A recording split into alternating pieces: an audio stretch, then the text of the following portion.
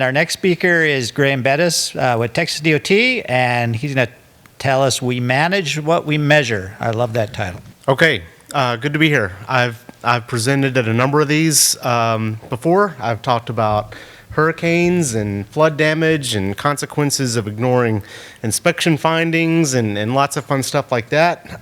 Today, I'm going to talk about data, and I've got a bunch of screenshots of data, so buckle up. First, I enjoyed Jason's presentation this morning on movable bridges. I did want to show you one of the few movable bridges we have in Texas. Mostly what I wanted to show is the links that we will go to not maintain or preserve movable bridges. This is what it was before. This is what it was after. That's not a joke. That's not a rendering. That is a real photo. So that's what we did. We don't do movable bridges in Texas. All right.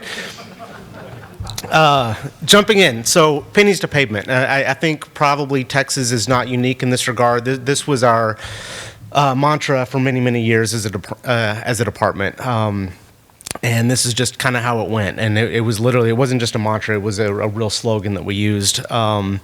We've ditched that slogan now and really looking for more of a holistic approach to asset management, but it's really pretty difficult to change that mindset. So in Texas, the PMIS is a big deal, the Pavement Management Information System, and you can see that document there on the right. This is a big deal for our 25 districts, keeping their pavement scores up.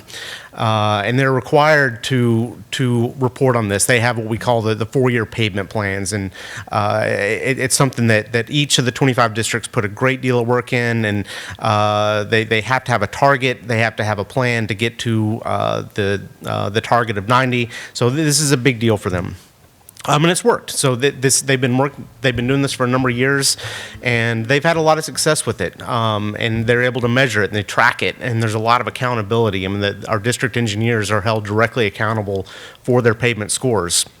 And that last bullet there, this is my old boss encouraged me to look at competition, and that the competition between the districts in Texas is pretty fierce, and I didn't really know just how fierce until we dug into it a little bit. And this is all reported. You don't need to see the numbers there, but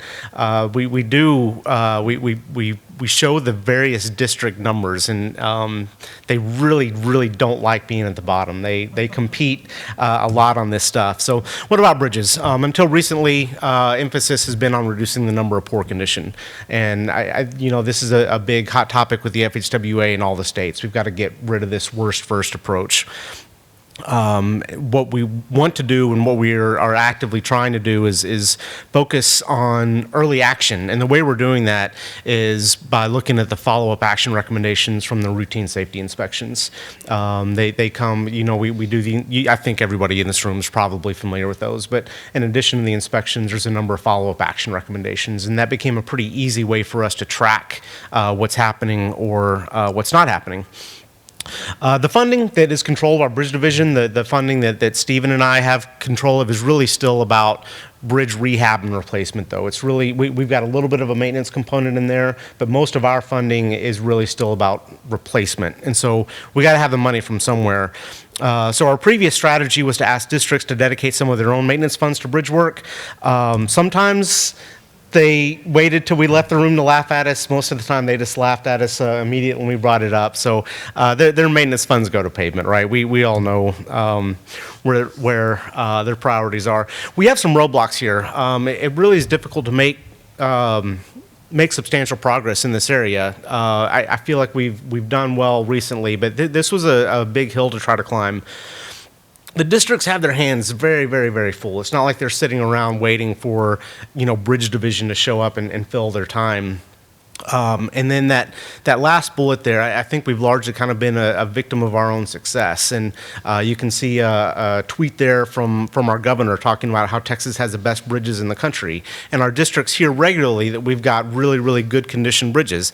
That's based on our percentage of poor. It's not based on our percentage of good. So it's great that we've got about the lowest percentage of poor condition in the country.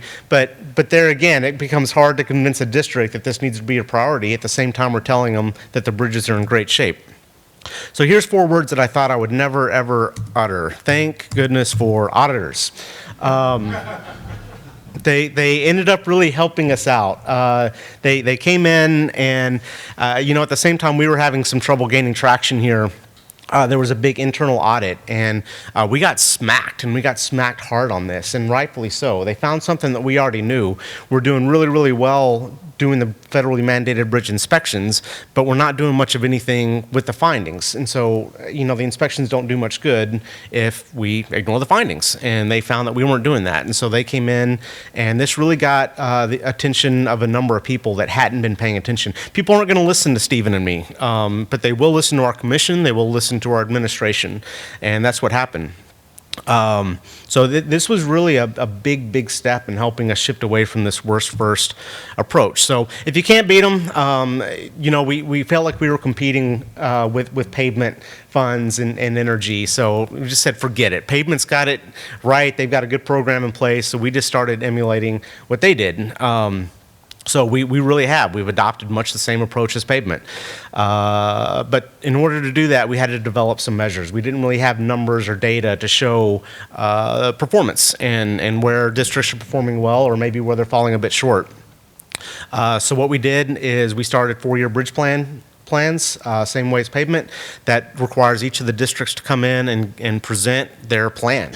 On how to address this, and we really did ramp up the competition. We seriously underestimated just how much districts care where they rank against each other. Again, my old boss told me to do this, and I had no idea just how effective that was going to be.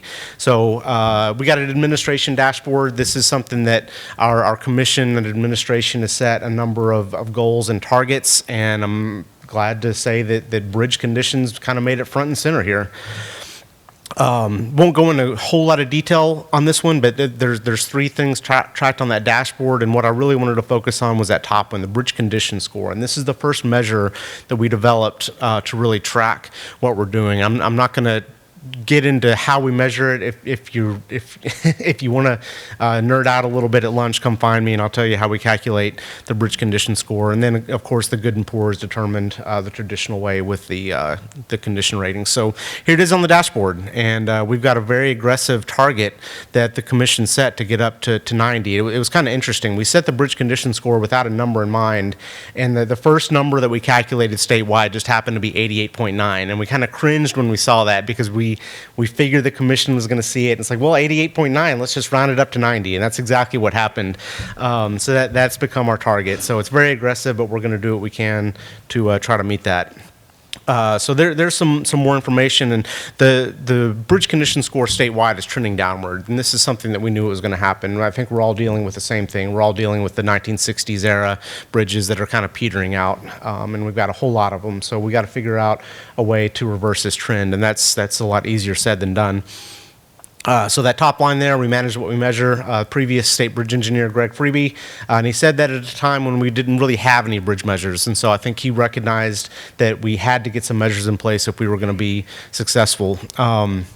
So Tableau dashboard to the rescue, and this is where I get to show you some data. And I talked about those 4-year plan meetings that we had. We just had our first round of those and really demonstrated a lot of interesting information. And you look at this data that we've made available, and some of the districts have kind of embraced it. Others, you got 1 or 2 people that are looking at it, and you've got a couple that had no idea there was any such thing as a dashboard. So part of this is education, and these are some of the things that are available.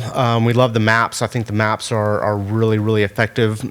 We've got some GIS folks now. I mean, people whose job is GIS, and it just has made a world of difference in terms of the data we're able to show and the maps we're able to generate. So here we've got Scour, MBITs. These are the maintenance bridge inspection that occur. We call them the off-year inspections. So, of course, we do the federally mandated routine safety inspections, but we also require the districts to do, on the off-year, their own inspection. We want their maintenance folks out there looking at these bridges to get an idea on what maintenance actions they need to be taking, because we really haven't had the maintenance people involved in bridges, and this is a big step in doing that. Here's the follow-up actions. This is the biggie, I would say. So this is literally every single follow-up action recommendation from the routine safety inspections is now tracked, and we're looking at each district, and we can even get down a lot further into that. And we've got some self-imposed deadlines depending on the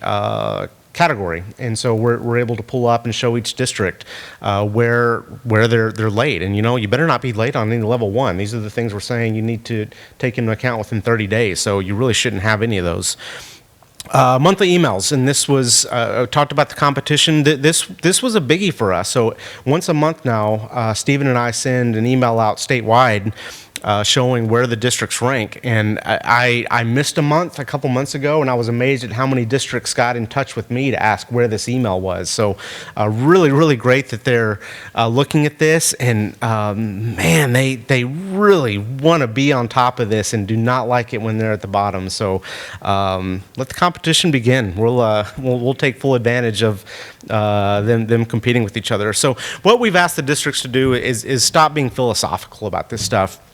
We want to focus on the data, and we want to focus on the measures. And in some areas, we still got a little too much of a bird's eye view, kind of a high level. Like, yeah, we love bridges. Like, we don't care. We want to talk. We really want to talk about specific strategies, goals, and milestones, and how we reach those, and stop talking about in kind of in a grand scheme kind of way. We want to really dive down into this. So the dashboard did allow us to assemble this information for each of the districts, and we went from having no measures to having a whole bunch of measures, and you can see them in the bullets there. This is all the stuff that's available to them. It's got the maps, it's got the data, it's got their ranking, and so this is good stuff. It really has helped us dive into what's going on. And I as an example, I show the Austin district there, and there's their condition score, and there it is. There's their rank. So it's right there front and center, so they know where they are compared to everybody. The percent good, poor. And I think this is an important aspect too. We're not trying to look at districts. We're really trying to dive down into counties, into maintenance sections, so these smaller groups really know where they are, where they stand. Poor bridges. We talk about moving away from worst first, but we will never ever stop prioritizing poor condition bridges. And so having these maps that identify both on and off system, we want to stay down. We want to keep this percentage really, really down. This was an interesting one too. This is scour, and this is where map really, I think, pays off. And you can see all those orange dots along that one river. I mean, this was alarming when we first saw it. Like, good grief, this is near the coast in a very flood-prone area. We've got a whole series of scour critical bridges there. We need to look into that. So, I mean, that we can't have that. And, sure enough, we look into it, and it wasn't scour critical issue. It was a documentation issue. So those bridges aren't actually scour critical. So I think this is where this kind of info is really helpful. The MBITs, the follow-up actions, this is all the info that we gave to the districts and then asked them to present on. So the best plans we saw included multiple sources of funding. I told you we had asked the districts to go in and use their maintenance funds. That didn't really work. So what we're saying now is, here's your numbers. You tell us how you're going to fix it. We're not going to tell you what funding sources. We're not going to tell you what plans. Here's your numbers. Here's your goal. You tell us how you're going to achieve it. And so there's a number of different opportunities and programs out there to use. We still do have a couple of districts whose plan primarily consists of letting bridges get poor and then replacing them. So we're working on it. I think we've made good progress moving away from that, but still a bit of an issue. So something else that this revealed, these annual bridge plans, really, I think the most interesting thing that we found, and it should have been obvious, is I don't know what they're called in other states, but we call them area engineers. So we've got the district engineers, we've got the maintenance folks, we've got the planning folks, and then we've got the AEs that really manage the projects. And the maintenance sections work for the AEs, and we had not been talking to the area engineers. And if we're not talking to the area engineers, then we're not talking to the maintenance sections. And that's where we are going to change things. And so we're really trying to engage the AEs now.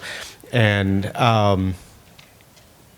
we got to talk to the right people. And it seems really, really obvious, right? And it is obvious. But I think this was a good kind of punch in the face for us, realizing that we hadn't been talking to the right people. because there's just no way that we're going to be able to handle all this maintenance stuff without in-house work. We can't rely on contracts. There's just too much of this work to do, so we got to get the maintenance crews involved. Bridge condition score. I think it's a really good target. I think that this is going to help us a lot statewide in achieving these goals. That second bullet there, important to remember that it's frequently not a good idea to try and get a bridge back to good as part of a rehab or repair project. And Dan and I were drinking a beer last night kind of talking about this, and the idea that when it comes to repair or rehab, 6 is usually a pretty good target. It's really not even economically responsible to try to get these things up to 7. But it's funny. As we want districts to raise their bridge condition score, they want to get it to 7. They want that A on the bridge. And so we saw a few districts that's the you saw that bridge on the right there during Stephen's presentation this morning. We saw a few districts intentionally picking really big bridges and wanting to rehab those because it really beefs up their bridge condition score. We're asking them to don't do that. We don't want to game the system here. We really just want to make the best decisions and do the right things from a repair and rehab standpoint, and then the bridge condition score will kind of take care of itself. Any questions? Thanks. The preceding was produced by the National Center for Pavement Preservation. More information can be found on the web at pavementpreservation.org. Additional support provided by Michigan State University.